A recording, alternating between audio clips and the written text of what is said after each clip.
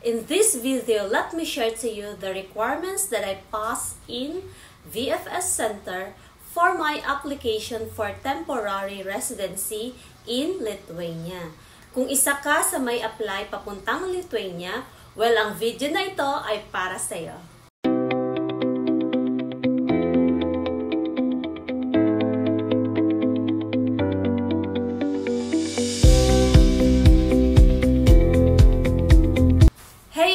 Mga gwapo and gwapa, welcome back to our channel. Sa video ito, pag-uusapan po natin kung ano-ano nga ba ang mga requirements na pinasa ko on my application for residency in Lithuania.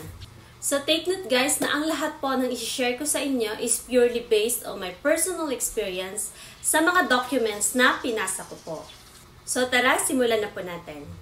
So first po is appointment letter. Sa appointment letter guys, ang nag-book na po ng appointment sa amin sa VFS is si agency na po. Okay? Dahil ako po is through agency at hindi po ako direct na nag-apply sa Lithuania. Okay?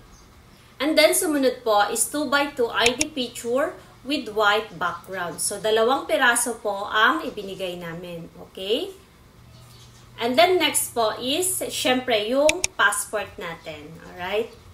Then next is resume with English language. Yan.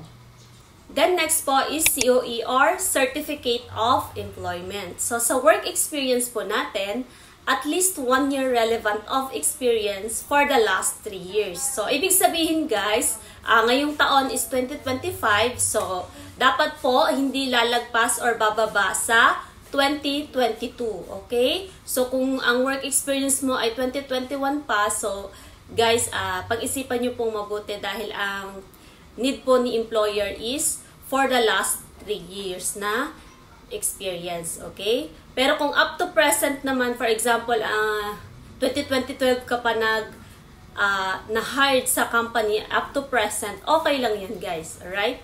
Basta ang mahalaga po guys, wag pong bababa sa 2022, okay? Then next po is training certificate, okay? So kung may mga certificate kayo ng related sa work nyo na pinag-trainingan nyo guys, mas maganda po i-indicate nyo rin po doon guys dahil isa po iyan sa mga good points natin sa employer kapag meron tayong mga training certificate na inatinan, okay? Then, sumunod po is diploma. So, school diploma po natin guys. So, either high school diploma or college diploma. Basta diploma guys, alright?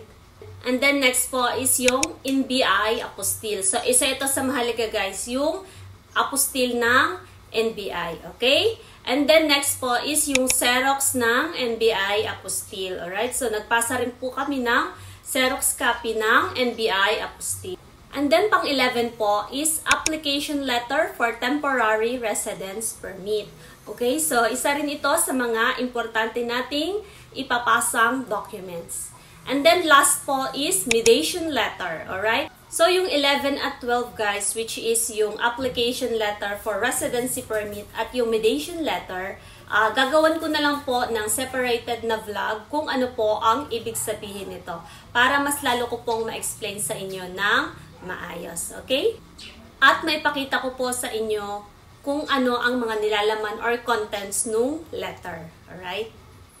So, bear in mind guys na ang lahat po ng requirements na pinasa ko is si agency na po ang nag-compile nito at ibinigay na po ito sa amin ng naka-enclose sa brown envelope. Ayan, okay?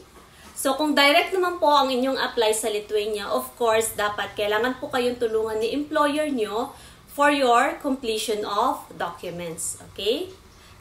So, take note guys na ang lahat po ng requirements na ibinigay ko sa inyo is for factory worker position. Okay? So, kung ibang position naman po ang in-applyan nyo guys papuntang Lithuania, for example, forklift operator or welder kayo guys or bus driver, ganyan.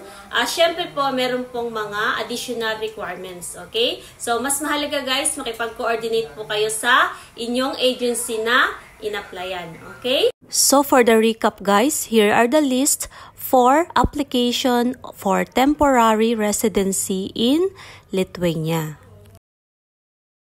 And that's it for this video, guys. Hope you find this video informative. Don't forget to click the subscribe button and hit that notification bell so that you'll get notified whenever I uploaded my new videos. This is Inday Guapa, always saying, if you have a dream, there to make it happen. Bye! Thank you all for watching this here video.